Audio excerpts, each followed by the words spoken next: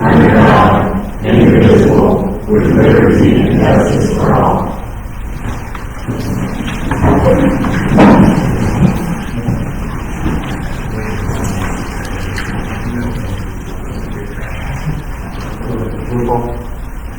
Councilman Hutchinson? Here.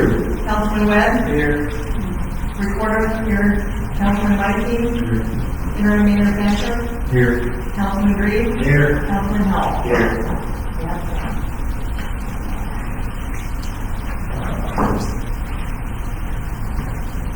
Meeting minutes for 6/25 and special meeting minutes for 7/9/2026.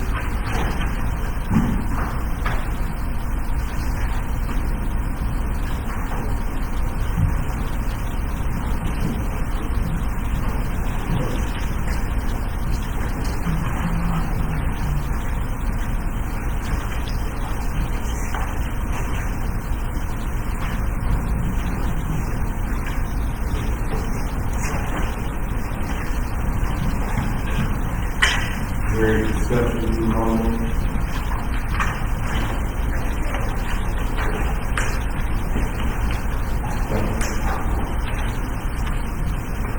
Alright. Next is going to be the trigger report.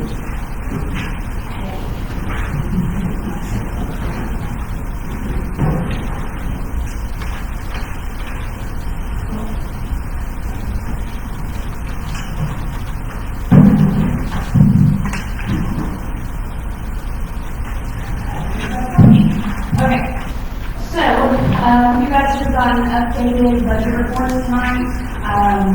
Please look over them. We're going to have to do some cleanup, so I would like to start getting a budget committee together, or get the budget committee together to sit down and kind of go over it. So highlight anything that comes out at you or anything that doesn't look right, so that we can get that fixed. As far as treasurer's duties, things are going well.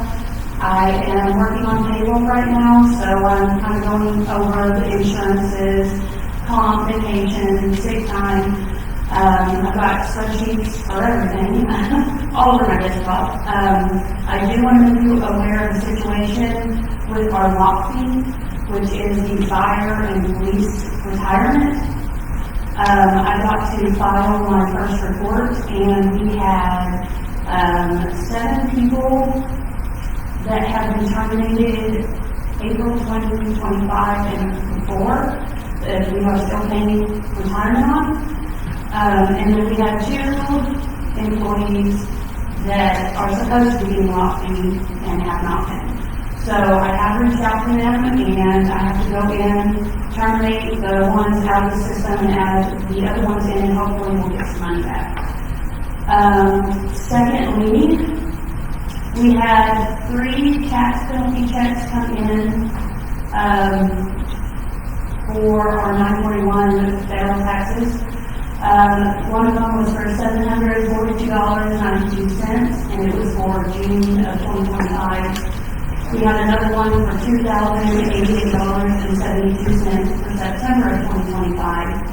And then we had another penalty for $1,565.69 for December 2025.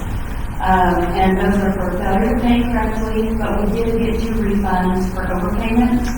One was for a little under $1,000, and the other one was for $7,968.71. Quarterly reporting for second quarter is done as well, so everything's been filed on time and paid. And other than that, that's the only reports that I have to give at the moment. Did I go too fast? I hate to put you on the spot, but can you fill the rest of the council in on what's going on with our software and our payroll account, please? Okay, yes. So our payroll in our software is like negative $125,000. The bank account is not negative. The bank account is fine. I think a lot of it is due to data entry errors and maybe not running like tax liability stuff correctly.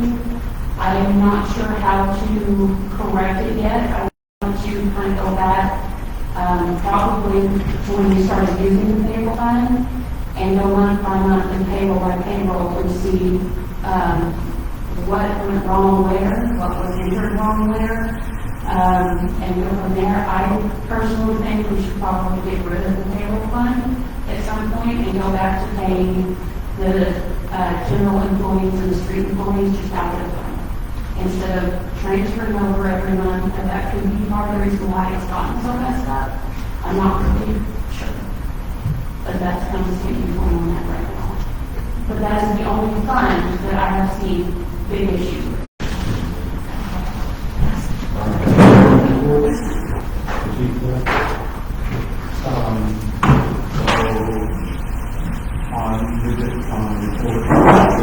Which part of the work that we covered.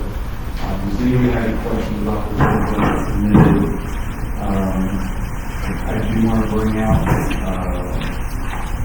that we do want everybody to know that we'll be holding one more concert of rock at Blackbird on the 25th, and then after that we're going to open it up to any business that wants to hold it there.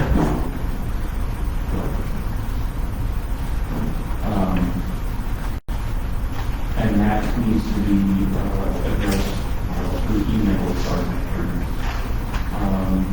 We've got quite a few different things going on with some payroll issues. We can discuss that now, or if that needs to wait until. Can you just give us a synopsis of what's going on? All right, so the synopsis of it is when I assumed position chief, I had a budget. That budget had payroll in it, and then the payroll got edited when we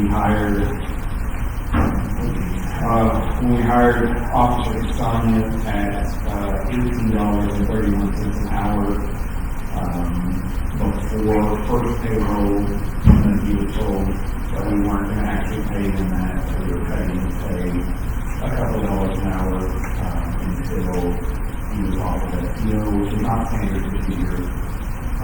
We've got, at some point, there was a misconception of what salary was like for law enforcement or uniformed officers.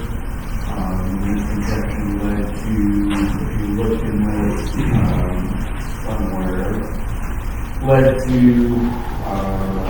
several hours not being paid out. All in all total for the officers, almost a total of almost 300 hours for the department altogether not being paid out, due to discrepancies of what they thought could be paid or could be looked over because of the definition of salary employee. There is other discrepancies in there as well, with the way that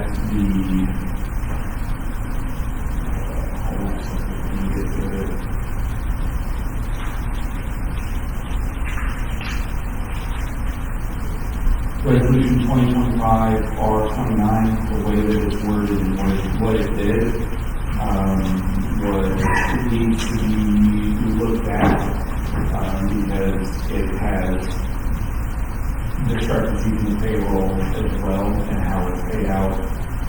It has to have a lot more listed in there before it's actually viable.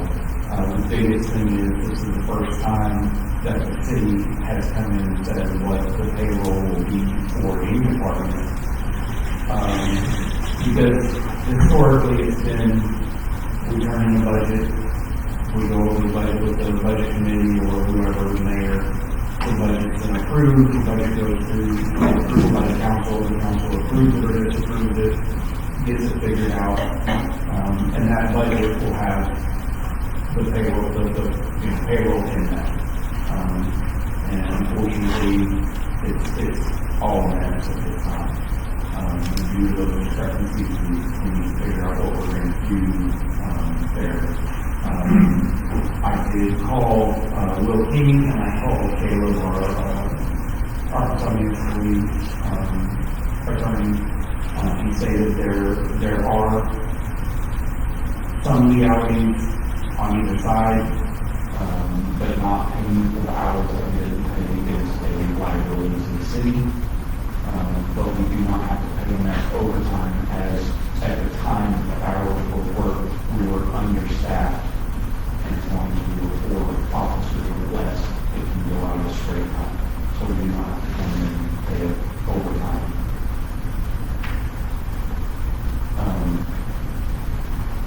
There's a lot more. I mean, I printed off a lot of stuff, and it's just when I took over, we were asked to cover extra hours by 3 office positions. We had 4 full-time officers and 3 part-time officers. That's if we delete those officers, if we could handle it on our own. I brought forward the budget and said we would handle it on our own after talking to our officers. We would handle the extra hours as long as there was fair compensation for the hours. We discussed it, we agreed upon it, and then I was out, I wasn't here during December, and the meeting happened, and those numbers did not get portrayed or football. Right now, we have 3 full-time officers and 1 part-time officer covering what we covered with 7 prior. So, 7 total officers prior. And like I said, it's not about whether or not we want to cover this. We're glad to cover it, so we can make things very clear one way or the other on how we're going to handle pay moving forward. And the reason I'm bringing that up is it needs to be addressed because going through a history of several mayoral positions, I've seen history where we reduce the number of officers like they did with the fire department, we up pay to have coverage, or we can have more officers for less pay, and like for the fire department previously, they got neither. They didn't get their raise and they didn't get their their extra position. And so I think it's something that really needs to be addressed by council, and needs to be fixed. Do we have any idea of the dollar amount that's currently owed? If you were to put a dollar amount on it, I did not get. I didn't get you to say, I want to say she's making 20 an hour. Okay. It's around that amount. So yes, I actually do the dollar amount of a grand total of what was not paid due to the discrepancy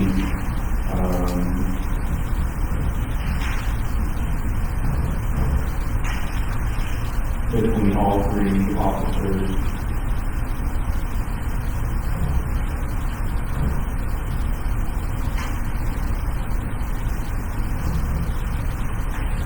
Would be close to 6,700 grand total, $6,718.32. And then if you added in what was shorted what was withheld from Officer Castagna, after being told you have the position for $18.31 an hour, and then a week and a half later being told I decided that I don't want to pay you that, and that they were actually $2.31 less an hour. That would add another $1,253. What's that total? For a grand total, I got $7,971.50. So basically what this resolution said was that they had to work up to 100 hours before being compensated for paid time out at time and a half. however, we don't fall under the time and a half.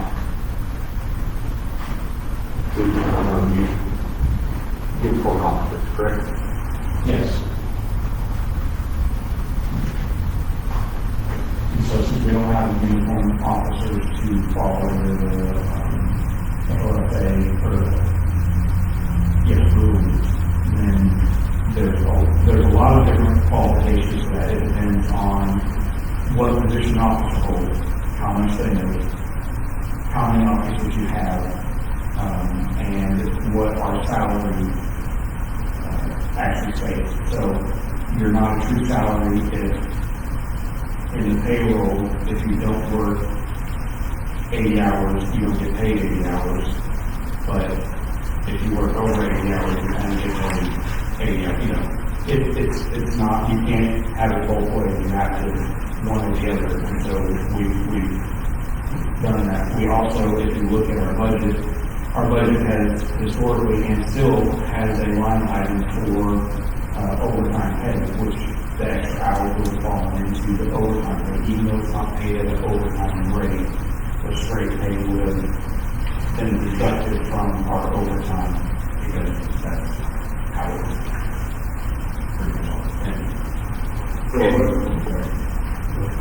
So what points within the resolution or ordinance included that in the ordinance? if you look at the email that came from Taylor, that's going to be this document, at the top, it's a review of this document, it's going to take from Susan Walling, Jonathan Bad, also, from Taylor, Alexander. He goes through and says what the resolution has to say in order for it to be appropriate for officers. If we are going to move forward with having a resolution that states what officers are doing. And we also need to be well aware that I believe there's a resolution or a ordinance in the city that says all department heads are supposed to be at the same pay rate, which means that there's a resolution for the police department. We're going to have to make the fire department whole on that as well. And the plastic kicking it down the road, we've got a good set of officers right now, and I can tell you, I don't know how much more, they all volunteer with fire departments, with lots of things in the town, but I don't know how much more kicking things down the road than we require our officers to live in town and be available at a moment's notice for on-call purposes. They can't go out and get a second job to cover whatever. We need to make sure that we're compensating according to the time and officers in this town for the amount of time we ask them to be here. Your word would be very much. Honestly, we're going to say, Yeah. And I think you just make that it passed on whether it was set up correctly or not. So I suggest that we draft an amendment to this resolution. On that. And I think people will be back I know we're being up right now. What we want to do is double check on Yes. everything and make sure everything's concrete. But yeah, And I've got, from the time I took over the sheet until this pay period, all of the hours worked by all of our officers. If you guys need to have that done up for you. Great. Yeah, Do you guys have any questions? I just want to say, I'm on the budget committee, and there's other people in this room that were in the budget committee meeting when you came in and gave the presentation. Yes. And obviously, something went askew, because that was not what we understood at all, what's going on. And so there's some disconnect somewhere between what we all agreed to, which was pretty reasonable, and it all made sense. And then all of a sudden we get to this point where the wheels are falling off, and we've got officers that aren't getting compensated. And, you know, quite frankly, we have a great police force right now, and I, for one, don't want to lose any of the officers or anybody. It's not just the police force, I mean, this is going to happen with fire. Right, well, but right now we're talking about them, so, you guys. But, yeah, I mean, it's not fair at all, and that's, you know, just from my viewpoint, being on the budget committee, and, you know, Tony, maybe you can correct me, but that's not at all what we talked about. So, yeah, Travis, we need to fix this. I mean, we gotta figure this out, like now, fix this. So, I apologize from our part. I've got some minutes, you know, from when we had the budget committee Yeah. and the meetings and the numbers that we discussed. Right. And then after it was discussed and approved by the budget committee, it was changed before it came to council. Okay, all right. Because there has to be, there's something else there, like that. Something with a few. Anyway, also I want to make just a comment on your report. Let me see here if I can find it real quick.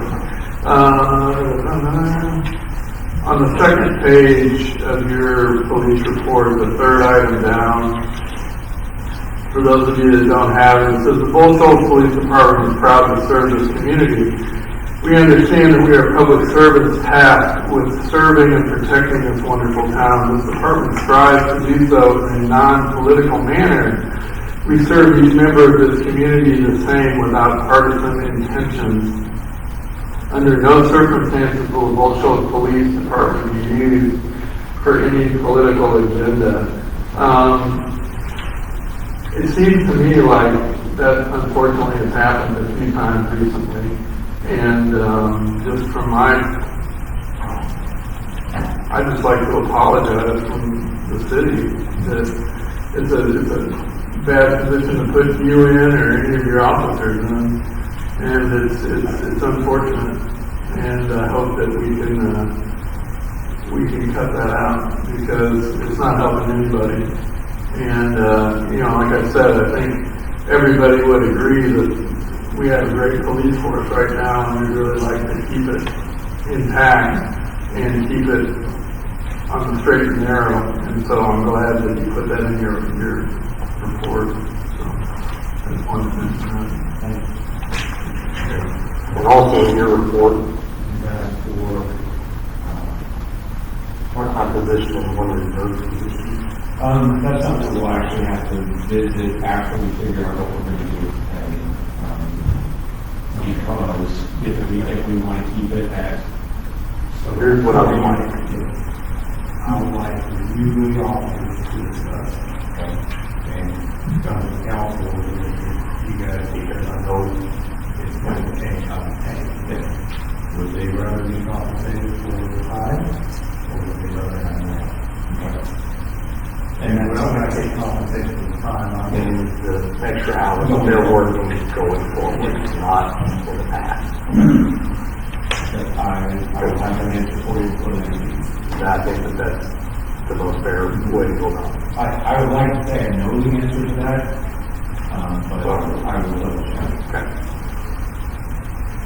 does anybody else have any questions to take? It's working. Yeah. Okay. You're the only one we can hear. It's not the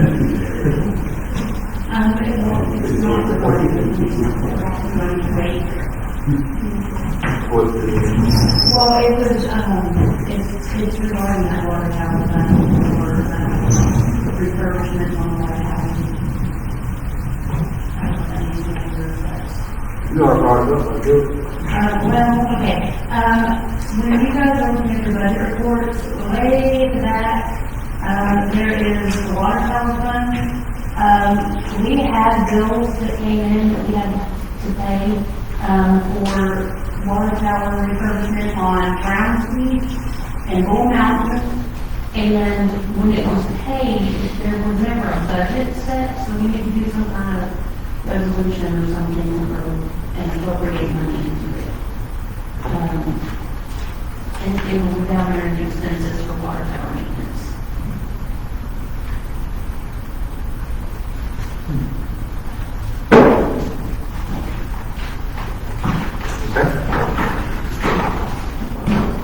Is that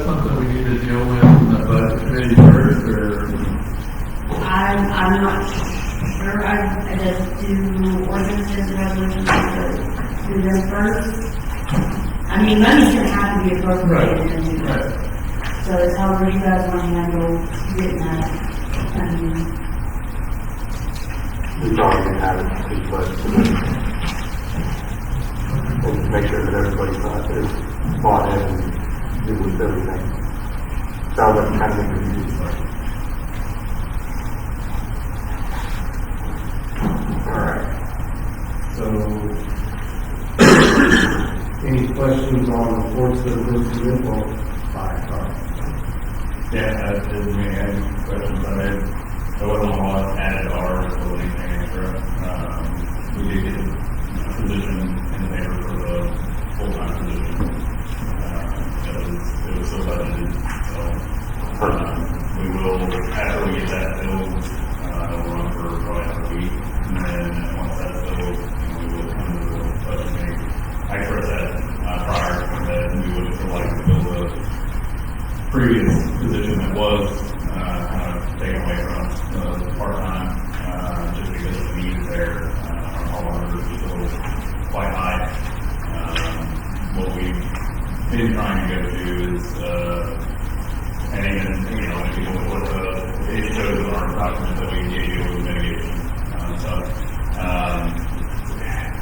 Yeah, the volunteers are getting harder and harder to find. Where we're at, we need more help. Was the lake rescue, was that the kid at the cliff?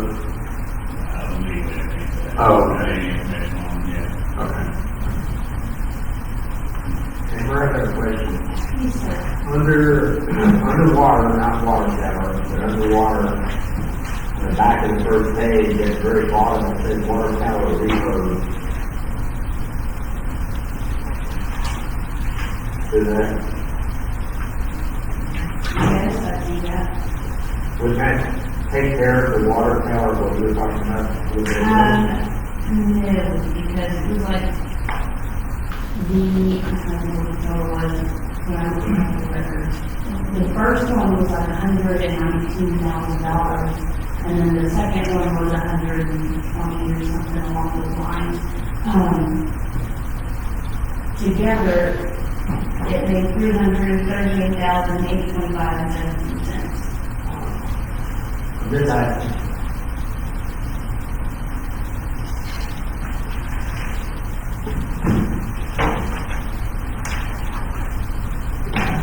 I mean, it could have very well supposed to have been minutes come out of that fund, but it was taken out of the maintenance, the water tower maintenance.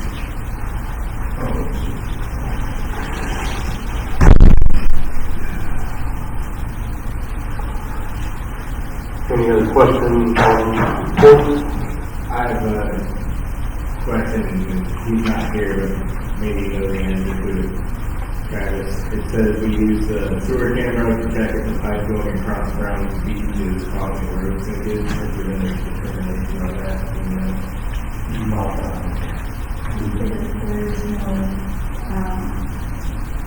it's okay, we don't have that. Alright. Yeah, the road is 66. Yeah. Old business, Rupert Drive, council member comments. Oh. Council comment? Yeah. Sorry, that's it. My turn. Will King should be done with the chicken ordinance, so we should get the first read on that, at the council meeting on next Thursday. I think mentioned it.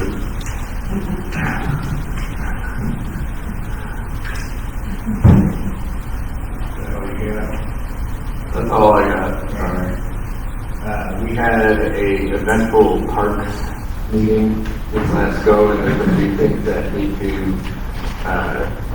be talked about amongst us.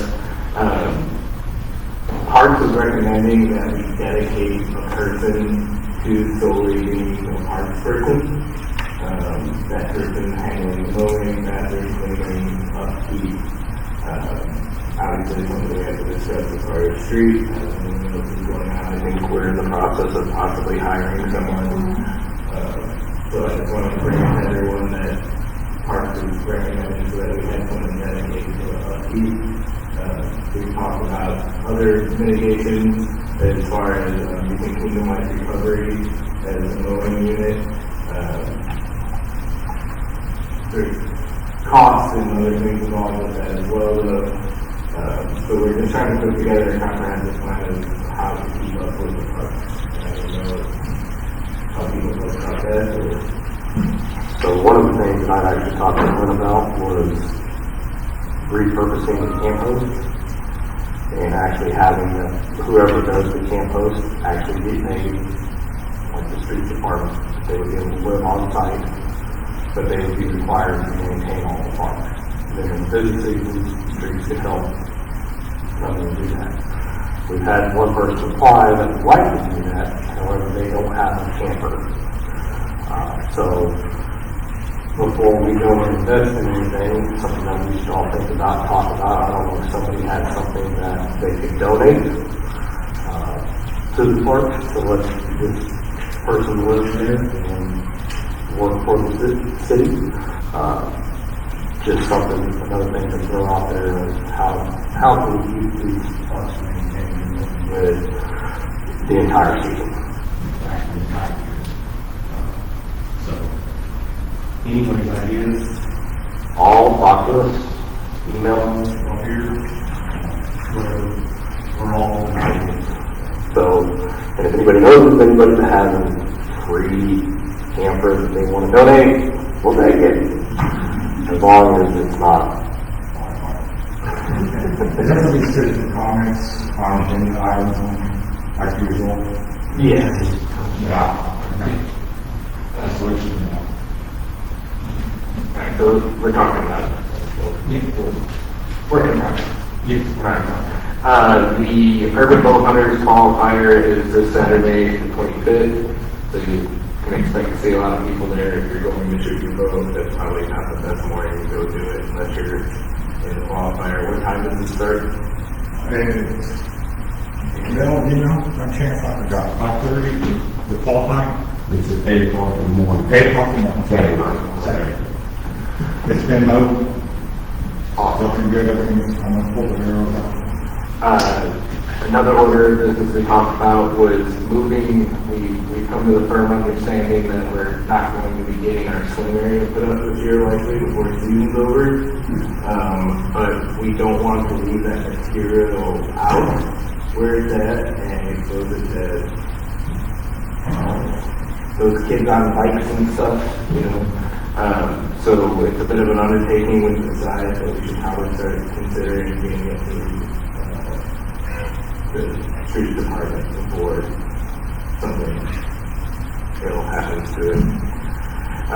It was also brought up with us getting closer to the finishing of the playground equipment at Browns Beach, with it possibly being named after former Councilman Darrell Wilman. On that, questions and other things that anyone's put that out there.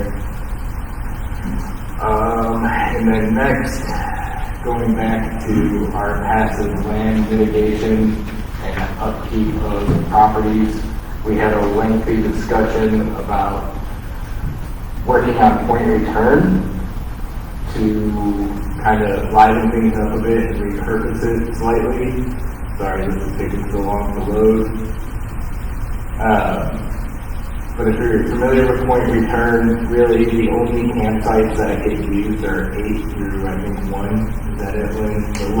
The lower ones, yeah. I believe it's 8 through 1. I'm not saying it won't connect. And then the area up above makes basically a large triangle that equates to just slightly over 4 acres of land. And then there's discussion about turning that into a dedicated park walking area with picnic areas, where cars wouldn't be able to drive through it. People already regularly use it to walk their dogs.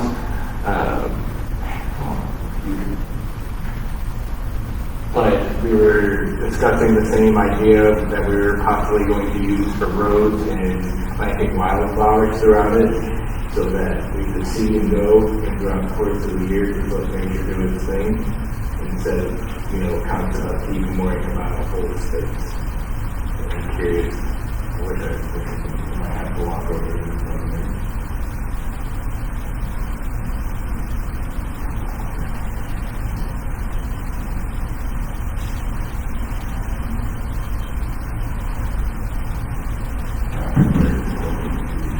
Over there.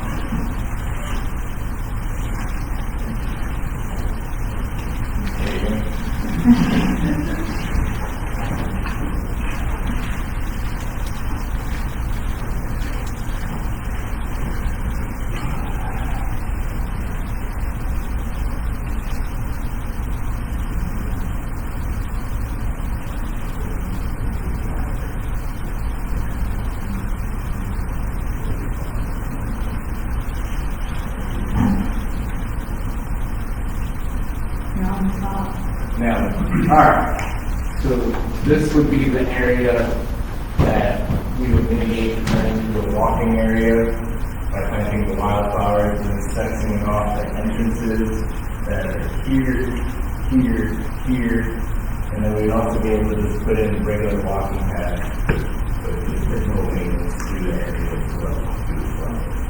It'd be a way for us to not have to worry so much about another park and the upkeep and the constant complaining of how it ends up looking throughout the course of the year because we get so busy.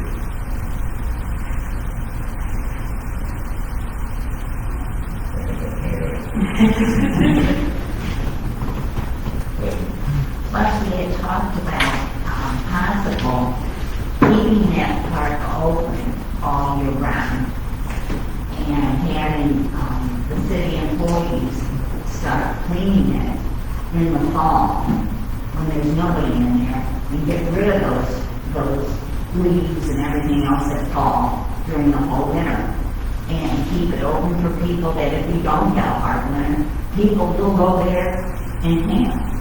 And So, that might be, revenue will still come. right, and that might work really well with the idea that Travis was talking about having a camp host that's actually an employee rather than just a camp host, because during the off season, they could be doing other things, and that's other things that they could be doing, so that may kind of work. Well, our camp host wasn't here during the winter anyway. Right, but it sounds like this new position may be something a little different, maybe kind of a hybrid kind of deal, so that may work out well. Bathrooms at Right. Round Beach are open all year round.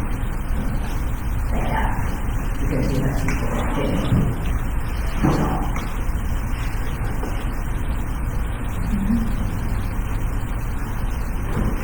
That's all I got for the parks. Update on Dam Dam, the deadline for vendor fees and forms is coming up this Friday.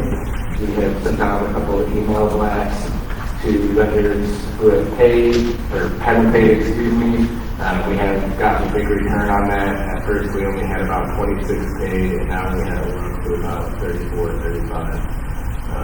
And all of that, a reminder, comes through City Hall. And we have a full documentation of everyone that's paid, whether it's cash, the check, thank you to the great job, and Joey for organizing all that. Several food vendors, a lot of those same bases for security is our primary band sponsor. They're putting in $1,200, which will be receiving a check to the city to remit in the bands. Other than that, we're just rolling along with it. And that is all I got. So we have to get those forms for the corn filled out for them. Those forms are just our annual, ADA compliance stuff. As far as that gate goes, there's a misconception that we're going to be removing it. There won't be any removal of it. We're just going to be putting it in so that we can open it up for car traffic.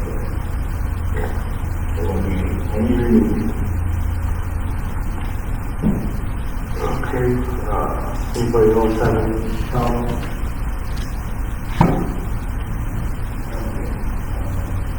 Old business, The Elizabeth Drive, I'm starting to look into that, figure out what's going on there. Apparently we tried to get a grant, but we were denied the grant because there are no residences down there. So the Corps and the government didn't want to give us a grant. I'm not done pursuing that, and I've got a couple other ideas that I'm trying to play around with to see if we can get approval on from the Corps that might make them go ahead and give us that grant to get that fixed. So, just Monday on Elizabeth that Drive. is as much as I know. We've already discussed the resolution. We do have all the flags that we need help putting up. We're all over the building. The banners? Yes. Yes, the banners will start, fifteen. We start and go through the whole town, as many as we can. And each one of them is different. You want me to grab a couple of them that we can see the other side?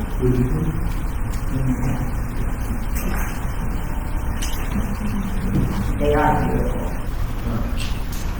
I've been doing some research on the banners and the flags. Lately, there's two different ways to attach them to the pole, there's actually two brackets.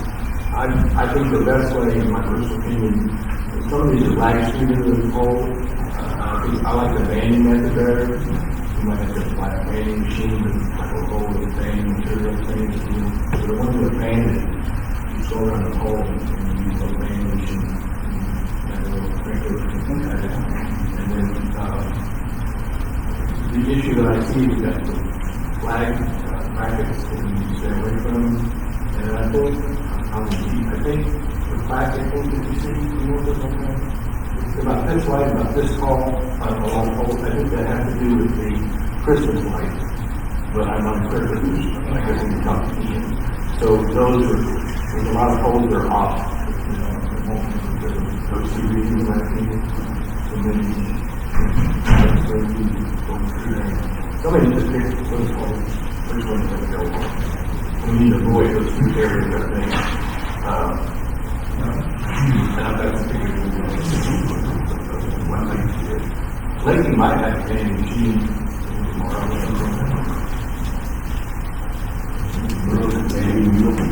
Can you see them? I know, Don't put it up. but then this one says, so this one says welcome, and then the other side says, thanks for visiting. I've looked in the boxes, and there's nothing in the boxes that came with it. So,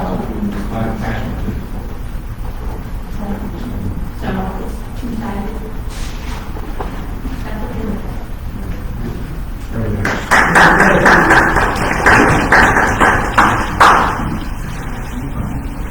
All right, on the new business,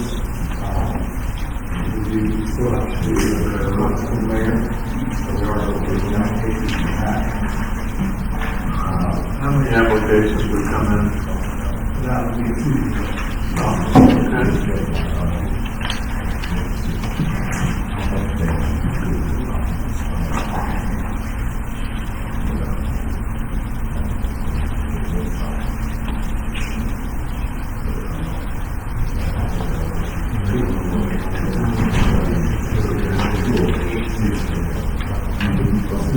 How many applications have you received for your intern?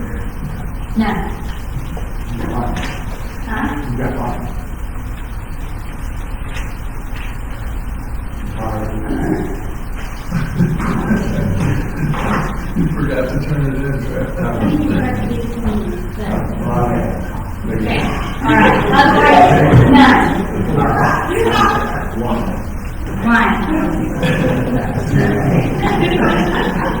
One maybe, yes. All right, next is going to be about district court, and I'm gonna let Jeff fill us in on that. Okay, so I've just met with administrative office of the courts, the Arkansas Municipal League, and Arkansas counties to discuss changes that we need for our court. We're given the option to combine our court with another court, so we can combine with Woodland or Yellville, or we can become our own department, because right now, our department code is with Yellville and Woodland, so we're kind of all combined, so we've been doing all of our court payments and everything together.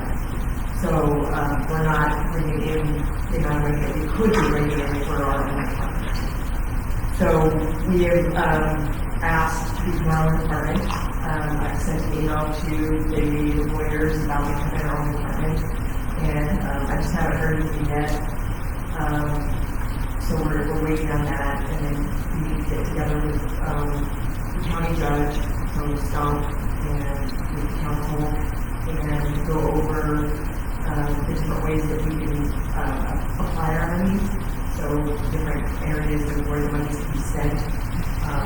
Some of the things like we can, portion some of the money to go into law fee, into the police retirement, fire retirement, retirement, bringing some more money into the city. There's just different areas that we need to discuss, and, we need to sit down and meet with that, and figure out what we're going to do with that. To go off of that, so basically, what brought all of this on was back in August of 2025, new legislation went into effect for district court, and I mean, it completely changed everything, all the way from city government up to the county government. So basically, like Jessica was saying, Yellville, Clifton, Shoals, all send their monthly court costs to the county treasurer. The county treasurer then sends what's supposed to go to the state to the state. And now the laws have changed, and part of us having our own department number means that we will be handling sending the money to the state instead of sending it out to the county treasurer.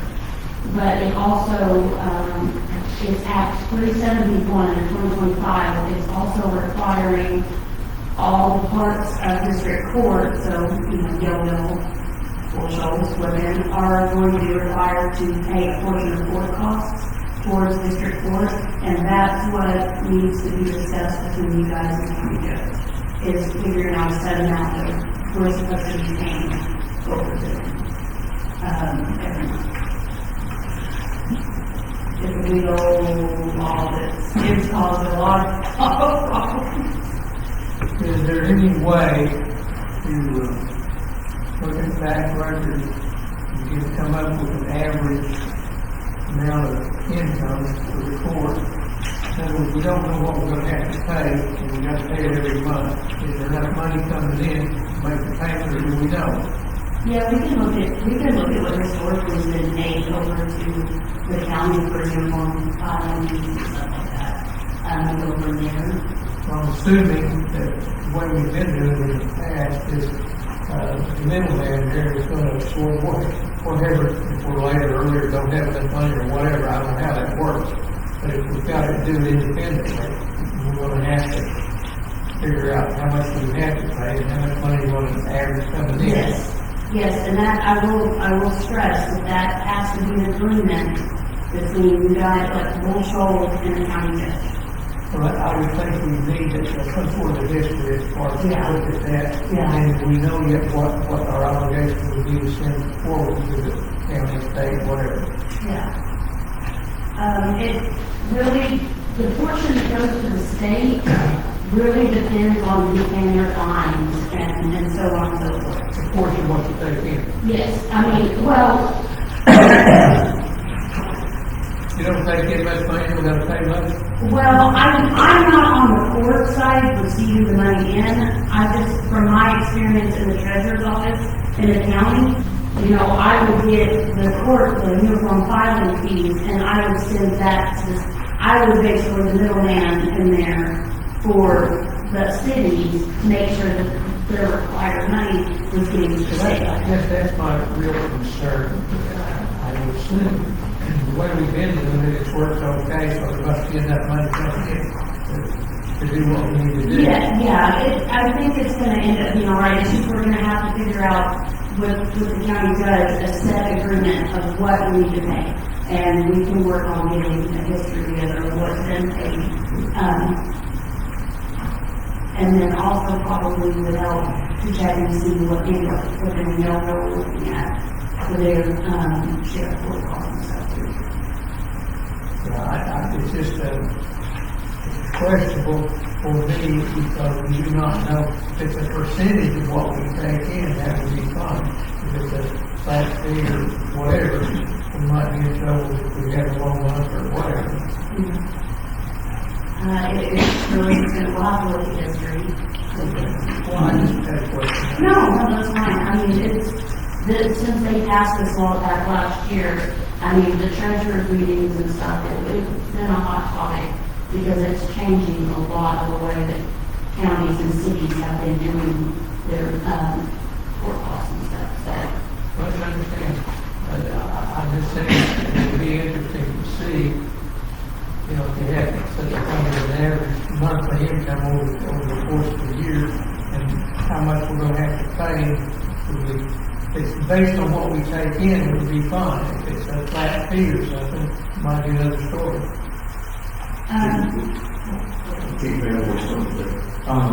Don't forget with, if we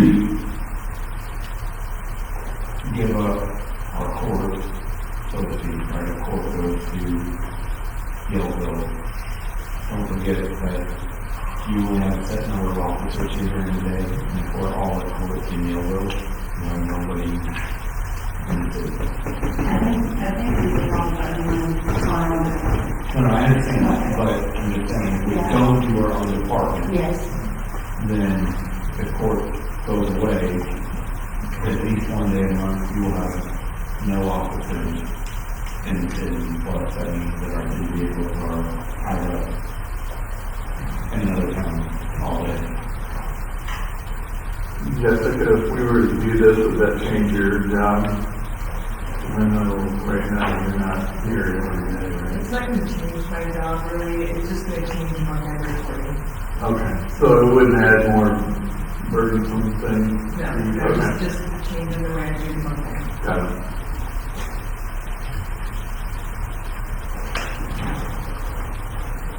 Can we circle back to something real quick? Sure. I did receive a question, in the anticipation that you are the only application for the mayor seat.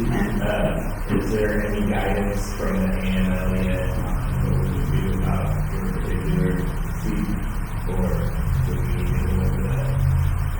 Okay, so if I was appointed, we would have, we could put out, we need to put out the seat was vacant. And to see if somebody's still in the polling. We would, or cable had, when I spoke to him about it, he said we had two options. You know, we could do special election for the mayor or the install. But that was, and even if we did special elections, we would have to pay for it. It would only be from November to December. So, and it would be two different sections for hopefully one for the mayor, one ballot, and confusion. And so we suggested we don't do that. But yes, my seat would then become vacant if that happens, and we proceed with filling it by all. We can verify. Any other questions? All right. Next thing is resolution 2026 R16. So this is one where we have surplus inventory. One is the Dodge Ram 1500. Jamie is without a truck. He said that actually needs brakes and a caliper, and it can be utilized. So I would like for us to unsurplus that as well as the John Deere and the Bush Burn Arm. So at the next council meeting, we'll be asking that we unsurplus those and put those back out into use. What was the last item? The brush burn arm unit.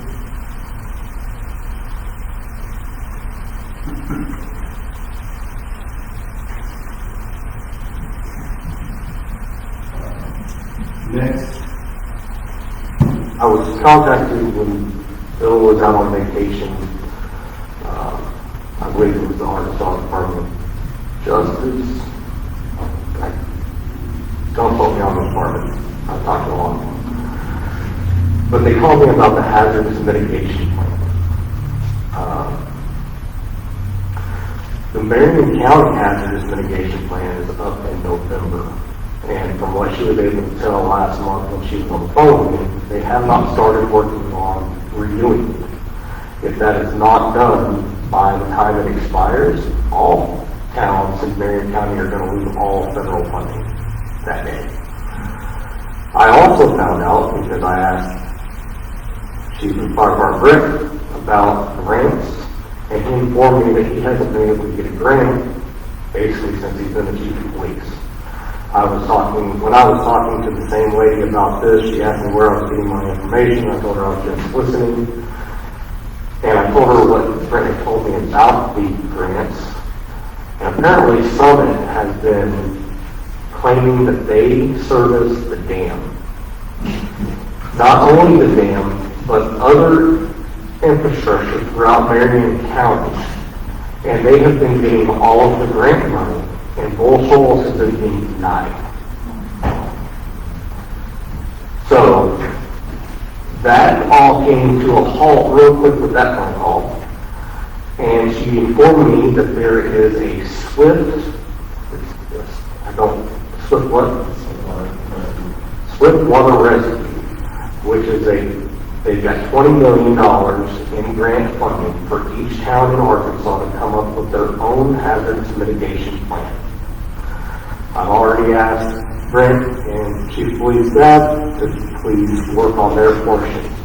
Before Bill left, Bill handed me his mitigation plan for the water sewer plant that he put together back in 2005.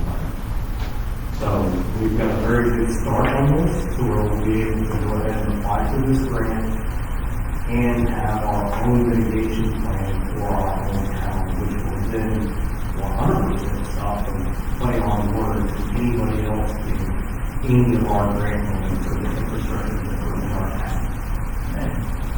So, just to kind of update on that, that's what we're looking at, what we're going for. And I'm not going to do a whole grant. For a lot of people, that's a huge dollar. So I will be passing it on to other agencies. Are there any questions on hazardous mitigation plan?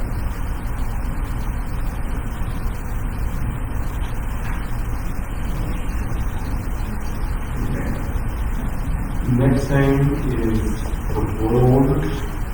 Boil orders are only come from our water control. We had one that was put out preemptively on the local website, but when Marion County looked at it, it was not required. But going forward, we are going to make sure that the boil orders either come from the state, the county, or our water controller. Is there any questions about that?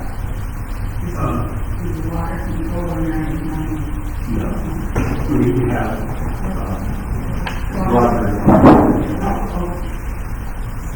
I was just wondering, because I did get, as you know, because I called you, questions from constituents about it, because they were confused, because they kind of were getting mixed signals about what to do. If we're going to streamline this, are we also going to streamline how we let the public know about it? Or? Yes, sir. Okay. We're going to make sure that the right person who will send it out and have it signed. Because I couldn't find anything like on the city website or anything when it happened. And I just kept getting all this conflicting information about what to do. And so. I think everybody was actually on one line, and that's what we have to find out the correct process for that.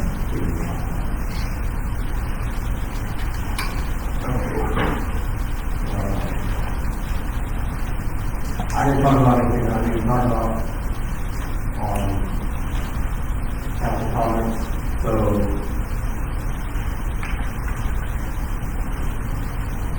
I gave all the council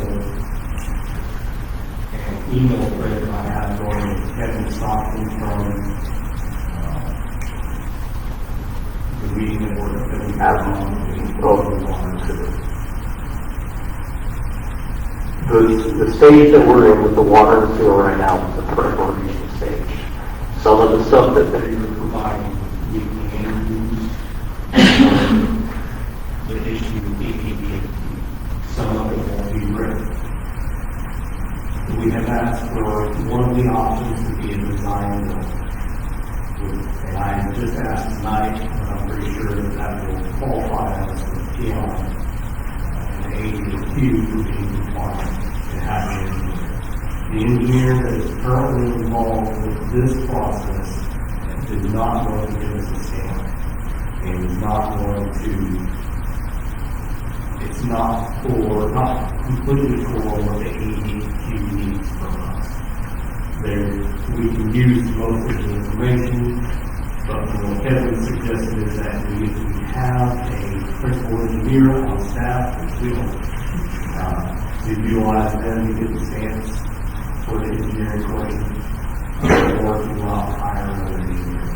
If we get the design build will come with engineering stamps. That's kind of the process that I do in my engineering, and we have engineers on staff, and that's exactly what we do when we do design build, we put it together, we'll send it to them, we won't stamp it until they sell us the project. But once we close that person and says, yeah, we've got the project, let's go ahead and put the stamp on it. So I'm following up to find out if we need to have our own engineer, or if we just need to have, ask for an extension until the ER would get them talking. Any questions on that? Alright. Citizens. I think I probably missed one on agenda items normally, but let's just all citizen comments. All right.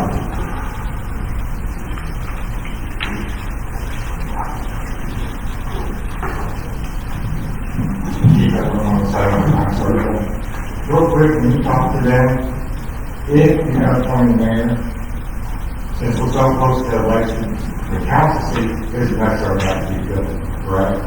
For everything out, for right on. So that's not as important, but the mayor's seat does have to be. But your seat, or if that would not necessarily have to be approved, we can work on what we got.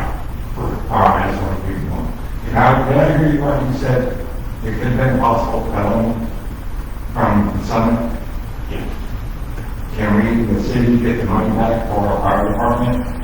That's something that I'm looking at. Because that's a lot of money we've done for years and years. Yes. Well, I was curious, I didn't know how that worked. That is all. I don't think it's funny. No, it's not, it's not funny. It's not funny at all. I'm not laughing out of humor. I'm just laughing that somebody had the stones to actually do that. Yeah, and they've done quite a lot from what I understand. Yeah, I've been reading paper, all the cities getting money, 15 grand. That's a lot too, the city. Or whoever. Okay, thank you.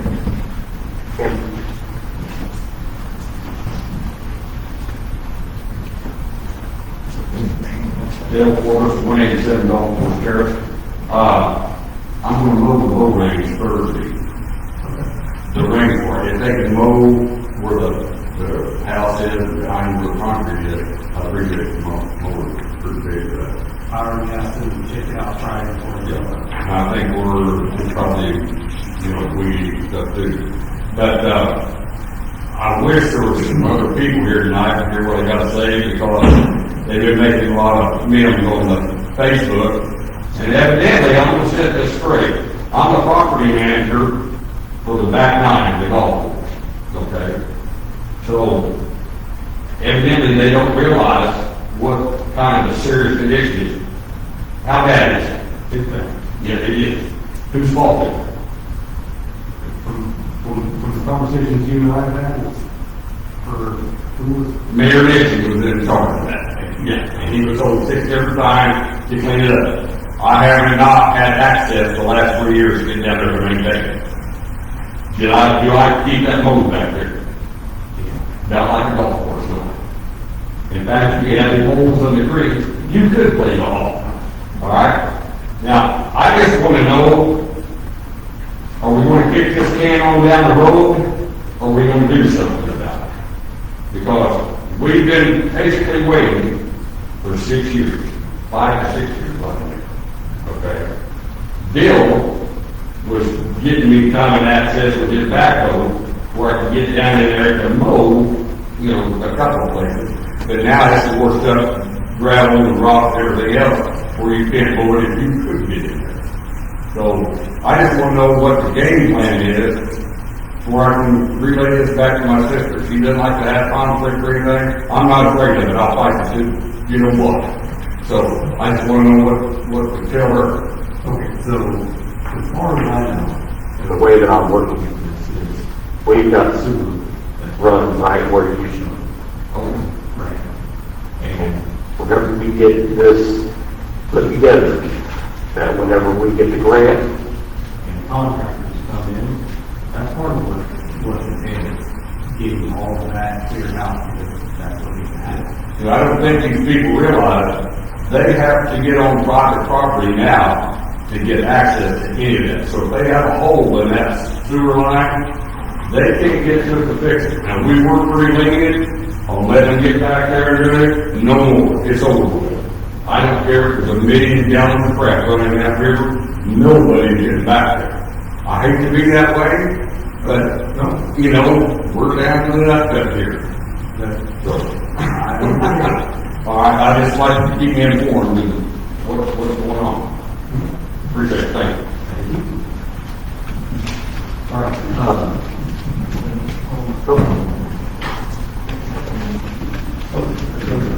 I'll be real quick.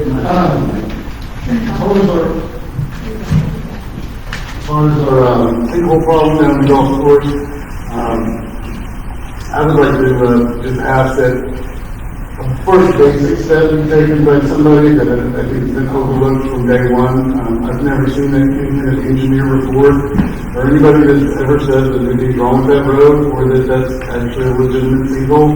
I remember moving to town in 2020, 2021, and as I drove through that road, there was a big public works project going on at that entrance of that culvert, where it came down the ditch and it went in there, and there was a big metal grate that kept logs and sticks from going into it. And that grate was removed, and there was some concrete work done. I don't know, they stood a couple of weeks down there. Anyway, when they were done, the concrete was fixed, no metal grate went back into it, and they left. And so when this popped up, that instantly made me think that, well, if there's no metal grate on the end of the tube that transfers all the way across that golf course, all those sticks have gone in there and messed up. Those culverts are not welded together, so when all that water pressure comes down the hill from a big storm, it pushes up through those, pushes the dirt out of the way, then it just goes back down. If you go to those sinkholes, they're not very deep. I was told that the culverts had rusted out and collapsed, but there's culverts laying on the side of the bank of the river that are just as old as the ones that are buried in the ground, and they're not rusted out. So I don't know what makes it. I don't think anybody's ever sent a camera. I heard mention that someone might have a camera. And a camera could go to that tube and see if it's blocked up with sticks and logs inside the middle of that. And because I think it'd be worth a shot if they could just have a new metal grate and dump some dirt back in the hole and not even approach this $500,000, $750,000 project or whatever the Corps want to do.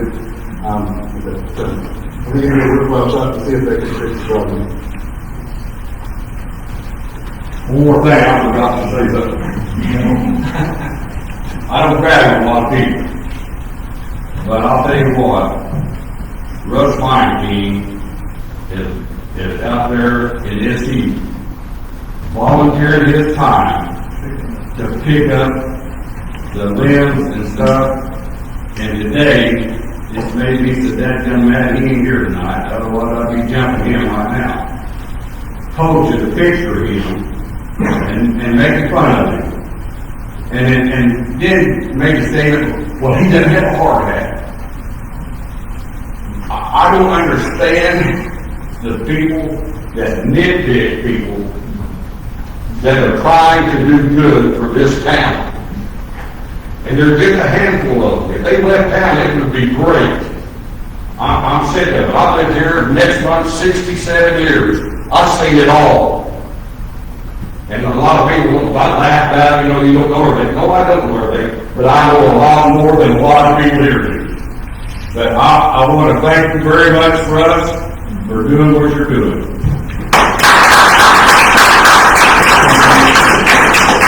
No, I appreciate that, but I've got one more. So, do we call you to get access to sewer zone? Huh? Do we call you to get access to the sewer zone? I didn't hear you. Do we need to call you to get access to the sewer zone if we got a call down You there? can't get back there now. Okay. Not until we get this something going. It's over. I told that to Bill a month ago. It's over.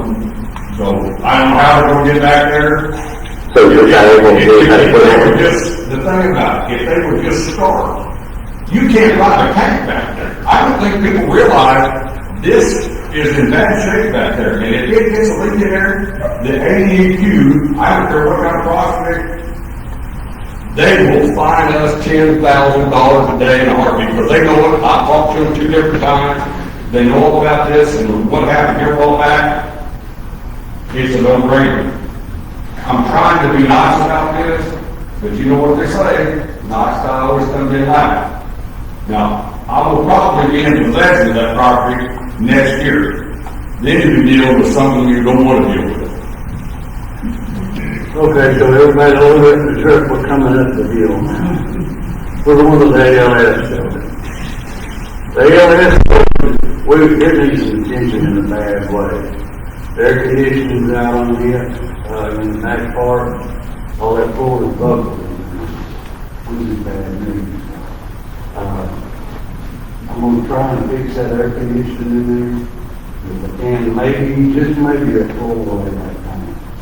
But there's no reason that building is sitting there. I mean, we gotta do something with that. I mean, why ain't we making money off of it? Why aren't the citizens? I mean, they can set up out in the parking lot, sell the produce, whatever, you know? Bring the citizens, let's be a community. We can't be a town until we're a community. We gotta be a community first. Let's do this, I talked to Brent. Let's make peace with, economic maybe. The field, yeah, good luck with that, maybe. The field across from the fire department. That would be a good place for a burn pit for the fire department. I like to play a guitar. I'm sure a lot of the volunteers do. I'm sure some of you guys do. That's a good place to sit around and play a guitar. Have a walking track around that for the people that like to walk. It's a good community place to start. Maybe, just maybe, people can get along for a change. Get these people, the naysayers out of here, or get them to join in one. Maybe, to start. Okay, thank you.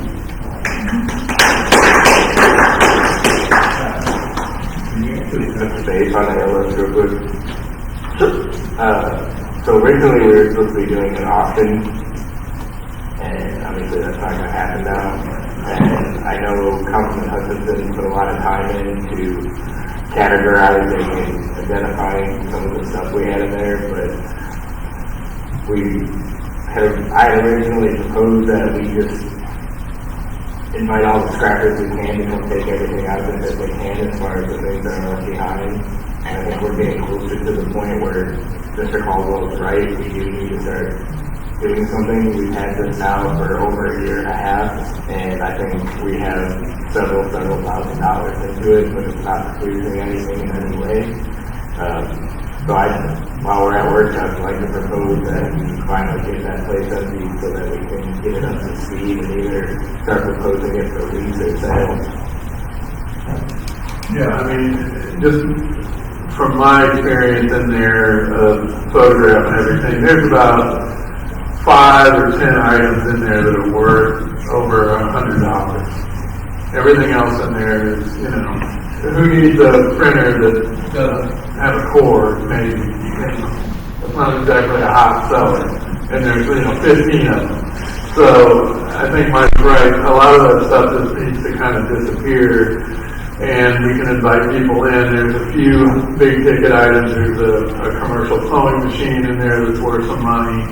There's a couple pieces of equipment that are worth some money, but basically it's a lot of nothing that I think we could get rid of in an afternoon. And any money that comes in is better than nothing. It's better than just sitting there.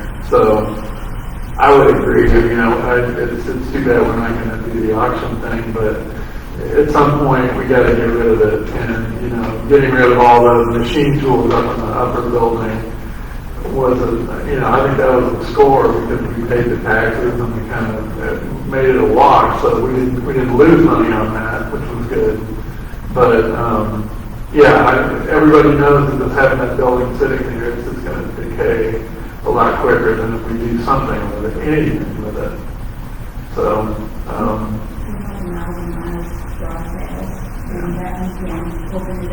well, I think the biggest fear is that, like Kevin's saying, you have all this stuff in there that's kind of outdated. No one really had it. I mean, we're talking equipment that has to be 15 years old. Yeah.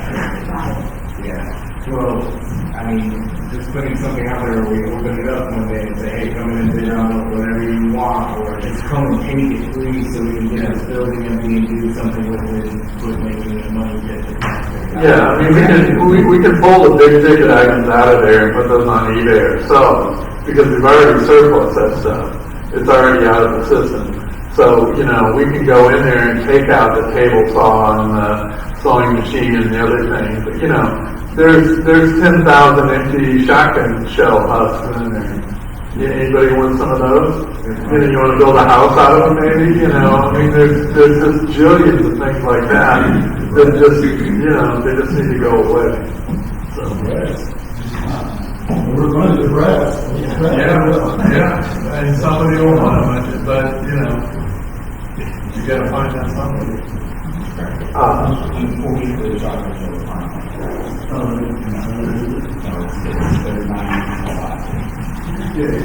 So I've got RDOT come in and they have taken down two of our signs. One of them was speed check by radar. That was the speed limit sign. They said that's not legal.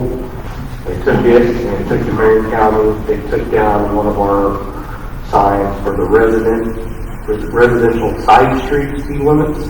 They took that to Marion County. They didn't take down the other 3, but told us that we either had to take them down or move them to their proper locations, which means that they cannot be facing 178. So we'll be working on getting that fixed. But why they didn't just bring us our signs back, I don't know.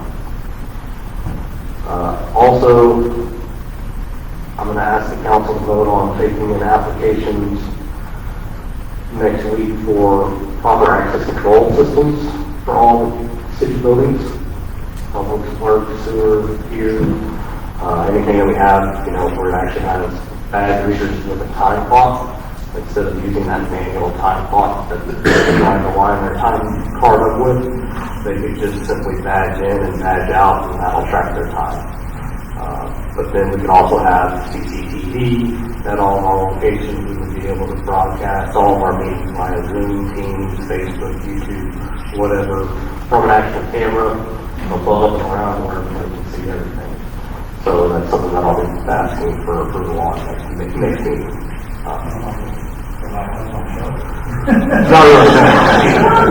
So, with that, obviously there's some costs involved in data storage, so we'd be going through the primary company for that. Yes. So we do have data storage currently with telecom, which is we would currently utilize it for just software and stuff, like there are other companies out there that will give us 24/7 coverage and however much retention space we need. When they bid it, they'll follow all the guidelines and all of this code with specs for the state and. So this company voted to move forward, Correct. Any other questions, comments? Just real quick, on the Ellis building, I think we should offer it to like, Serenity House. And, say, hey, we'll give it to you for 2 years, it costs, you cover the insurance and taxes on it. As you do your renovations, where they can generate funds to renovate, make the place up to their stuff and then give it to them at a slow lease, small lease after that. We have, facilities here, we have law enforcement here to keep an eye on it. We're going to give them a much nicer place to be able to use. It's a very secure building, very few windows, and they're not on Five Highway or whatever, and Mountain Home on the main busy street. They actually could help a lot of people, and they have a yard for the kids, and they have access to the parks and things like that. And we would end up with a renovated business that, honestly, people are not lining up to buy a lease or so, or in Bushel, they want to. I'd really like to see it used as a deal for the college for marksmanship. Since it's I think we have a lot of challenges, just between our rec community and shooting community and market, I think there's a lot of things we get, I think. Serenity, we have a $300,000 renovation on the house. I would